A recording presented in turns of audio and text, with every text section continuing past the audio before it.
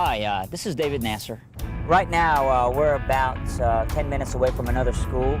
We're about to do another school assembly. I do about 150 to 200 of these school assemblies a year and end up speaking to anywhere from 100 to 200,000 students. Hopefully this one will go well. What I basically do is I go to your schools and I do school assemblies that vary from 15 to 30 minutes. They're anti-drug and alcohol assemblies, but that doesn't necessarily mean that the whole thing is about statistics or the whole thing's about anti-drugs and alcohol. If anything, I go more to the root of the problem, which is self-esteem, where we find our security in things that don't really bring security.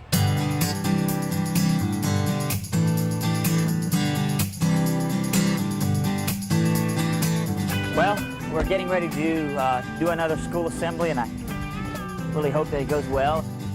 The first thing we need to do is to go and meet the principal, thank him personally for allowing us to have the school assembly.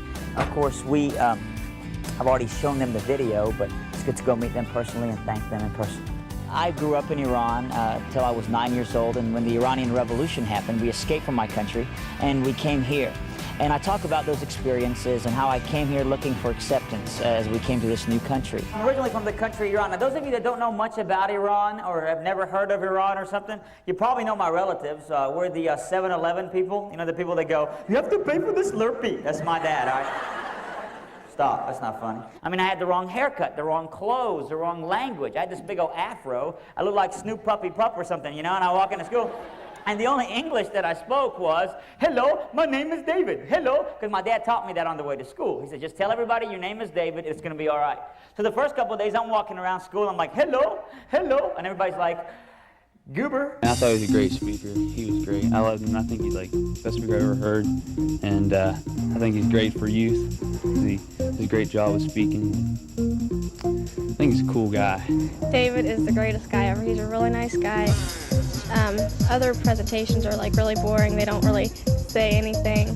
Well, they say stuff, it's just they don't put any enthusiastic stuff in it, but he's a really great guy. I try to go to the heart of the matter, which is how I try to find my identity in a bottle pill or a cheap thrill. And I try to find my identity in things that just really don't edify. I thought that's why they had that sign outside the school. High school, because we were always high when we went there, you know. And man, we'd go there every day and we'd get high and we'd do all this different stuff. And you know what I realized after now, and I look back at it, you know what I did that night? I was dipping my foot that night when I said yes to a can of beer. I was dipping my foot into a pool that was eventually going to drown me. What I didn't realize was that night I was saying yes, not just to a can of beer, but I was saying yes to this. Hey guys, whatever you want me to become, I'll become that person, just so you'll accept me in. For the first time in my life, I was walking into the lunchroom, and man, all the chicks wanted me to come sit with them. All the guys were like, "Well, why don't you come hang out with us?" And man, I liked the attention. And like I said, none of us ever wake up in the morning and go, "Well, today I'll be a sociopath." We all want to blend in. So man, the next thing you know, I'm getting accepted. And I thought, you know what? No matter what the price of acceptance is, I'll play that just so I'll be popular.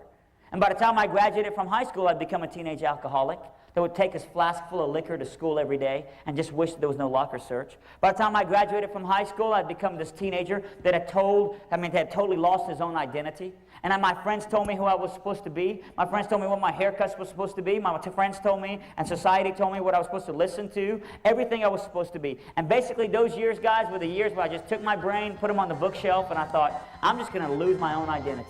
I liked what he said about how we were changing ourselves just for them and that we didn't realize what we were doing. I thought it was great.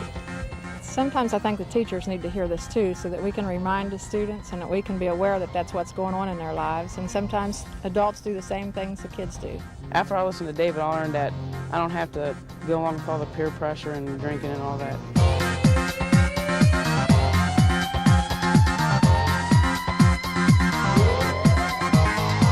Even though I speak to a lot of students, my favorite thing to do is to listen to students and to just hear from them, to try to be in touch with them, so that when I do speak, I can be relevant and up to date with their issues. So she yells out real loud so the camera can hear her. She yells out, "Hey Dave, I wish I'd come to your school assembly a couple of years ago.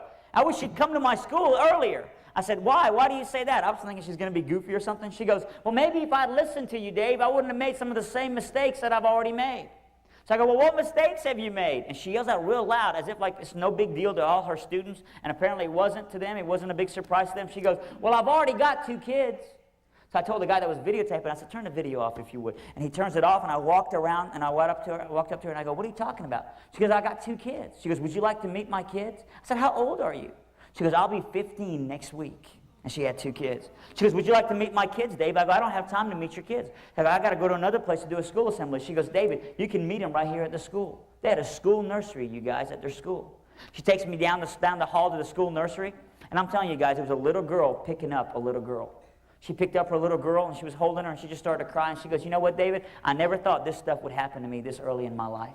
When he was talking about the girl and how she was pregnant and had 2 kids, and she was only 14 and just going on 15, it got to me because one of my best friend's sisters are pregnant right now, and it ruined her life. But man, when the students come up to you and they say something about, hey, I went through this, or you know, I was contemplating suicide, or I used to be a teenage alcoholic, or so tragic when some of the students come up and say something like, you know, I'm 15, 16, and I'm pregnant. You just realize that this stuff really does happen.